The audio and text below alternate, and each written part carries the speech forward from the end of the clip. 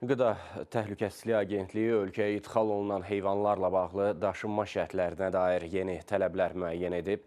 Yeni qərar nə vaxtdan qüvvəyə minəcək, şərtlər nələrdir? Ətraflı süjetdən biləcəksiniz.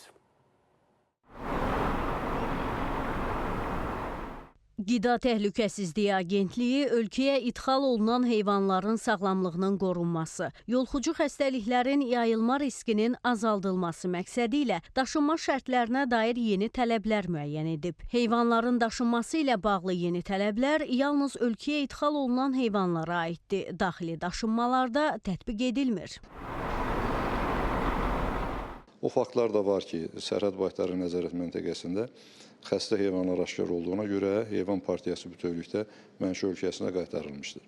Bu prosesin effektiv şəkildə yerinə yetirilməsi üçün heyvanlar ancaq standart heyvan daşınması üçün nəzərdə tutulmuş nəqliyyat vasitələrində daşınmalıdır. Hazırda da ölkəmizə idxal edilən heyvanların tam böyük əksəriyyəti bu cür nəqliyyat vasitələrində daşınır.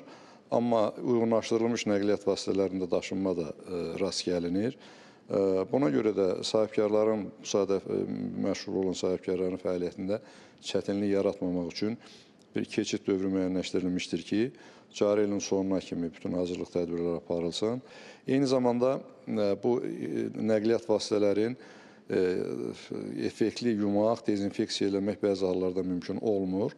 Ona görə də risklər yaranır ki, özündən əvvəlki partiyada daşınmış heyvandan mövcud olan sirayətlənmiş xəstəlik törədicisi daha sonra da iki partiyalardakı heyvanları yoluxdura bilsin. Bu fəaliyyətlərlə də məşğul olan sahibkara da tövsiyəmiz ondan ibarətdir ki, bu hazırlıq dövründən istifadə edərək ancaq planlaşdırsınlar ki, növbəti ildən heyvanlar standart, xüsusi təyinatlı nəqliyyat vasitələrində daşınmalıdır. Keçid dövrü çərçivəsində 2027-ci il yanvarın 1-nədək heyvanların uyğunlaşdırılmış nəqliyyat vasitələrində bir mərtəbədə daşınmasına icazə veriləcək. Maksimum yüklənmə norması iri buynuzlu heyvanlar üçün 60, xırdabuynuzlu heyvanlar üçün isə 150 baş müəyyən edilib. Qeyd edək ki, yeni tələblər qiymətlərin bahalaşmasına səbəb olacaq amil deyil.